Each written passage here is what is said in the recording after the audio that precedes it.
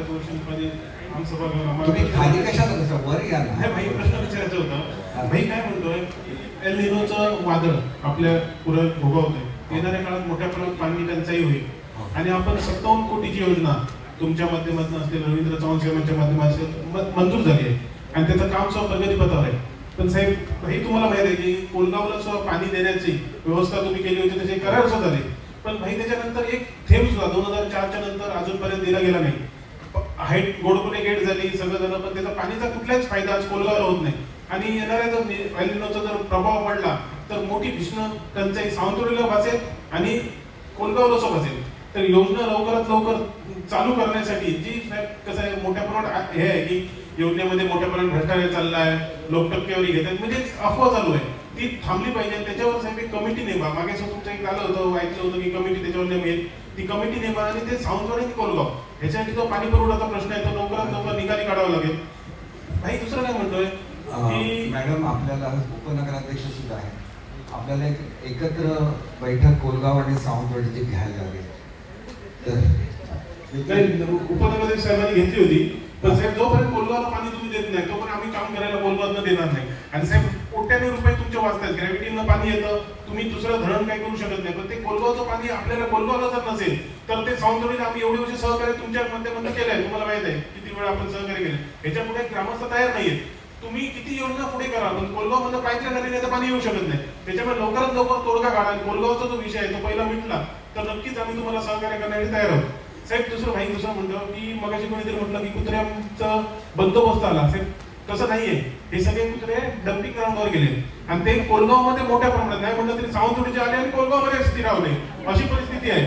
तर साहेब सध्या काय करा की जो कचरा आहे तिथून आपण साहेब जाऊ शकत नाही. सावंतवाडीचं पाणी कोलगावात येतं, सावंतवाडीचा कचरा कारुड्यामध्ये जातो किंवा ह्याच्यामध्ये जातो, पण ते साहेब आज तो एवढा होऊन जातो की माडगुलपर्यंत प्लॅस्टिक साहेब पोहोचलंय. त्याचं काहीतरी नगरपालिकेने उपाययोजना केली पाहिजे. नगरपालिका कुठल्याही गोष्टी सहकार्य करत नाही आम्हाला, पण आम्ही कचरा आम्ही घेतो, पाणी आम्ही देतो, सगळं त्याच्यावर मीटिंग घ्या संयुक्तपणे आणि तो कचऱ्याचा महत्त्वाचा प्रश्न आपण मीटिंग घेऊ. आणि साहेब दुसरा ती आपल्याकडे रोजगाराचा विषय असा आरोप करत नाही, पण नगरपालिका तुम्ही म्हटलं की तुम्ही बरंच सहकार्य केलं आणि विषय जो म्हटला की जयंतीचा विषय आहे आणि आज जर बघायला गेलं 40 कोटी लोक 18 ते 32 या वयोगटातले आहेत आणि त्याचं मध्ये आलं आंदोलन झालं, काय झालं तुम्ही बघितलं.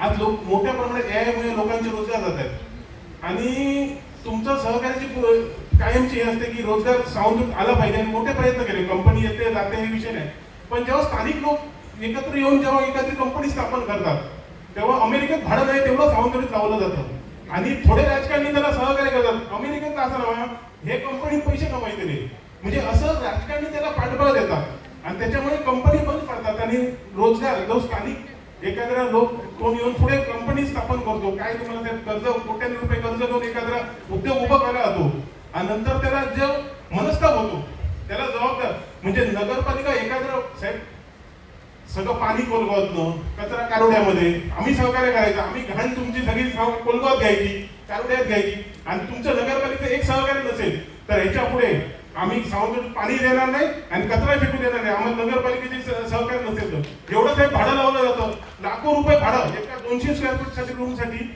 1,20,000 रुपये भाडं घेतलं जातं. साहेब कुणीतरी याच्यात सहकार्य केलं पाहिजे आणि एवढी तात्परता आहे लोकांचं कोट्याने रुपये भाडं आहे ते वसूल करायला हे नाही, पण एका दिवसात कॅबेट टाकलं होतं, एका दिवसात कोर्टात एवढे फास्ट जर नगरपालिका जर हे करत असेल तर खरंच एक शोकांतिका आहे. साहेब रोजगार जर वाढला पाहिजे तर सावंतवाडी शहरात जो लोकांनी रोजगारासाठी आलं पाहिजे.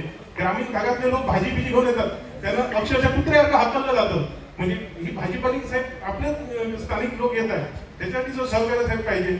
दुसरं काय म्हणतात आपली सांगती पण साहेब तुमच्या माध्यमातून चांगली योजना चालू झाली आणि लोकांना शेकडो लोकांना त्याचा रोजगार भेटला, पण साहेब त्याच्यावर तुम्ही आता जी नवीन 2.0 येते त्याच्यात साहेब चांगल्यापैकी लोकांना सहकार्य मिळण्याच्या दृष्टीने त्याची इम्पॅक्ट कमिटी साहेब केली पाहिजे. म्हणजे लोकांना आयुष्यामध्ये किती बदल झाला हा सुद्धा जर आपण बघितलं तर नक्कीच त्याचा फायदा होणार आहे. म्हणजे मध्ये जर काय आलं तर जे गुरं आणि बोकडं दिली गेली ते मोठ्या प्रमाणात दगावली गेली, म्हणजे ह्या वातावरणात जर ते आपण काय करावं की थोडे दिवस आणून ती आपल्या स्टेबल करण्याच्या दृष्टीने जर आपण त्या योजनेतनं जर पैसे खर्च करून जर आपण केलं तर नक्कीच येणाऱ्या काळामध्ये आपल्या भरभराट होईल. आणि जे रोजगाराचा विषय आहे म्हणजे सगळ्या चांगल्या देवांना असेल इतर सगळ्या योजना असतील याच्यातून तुमचा नक्कीच जो चांगला उपक्रम आहे तुमचं सहकार्य असतंच कायमचं.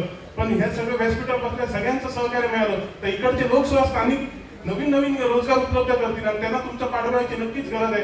एवढंच संकल्प संपतो. जय हिंद, जय महाराष्ट्र.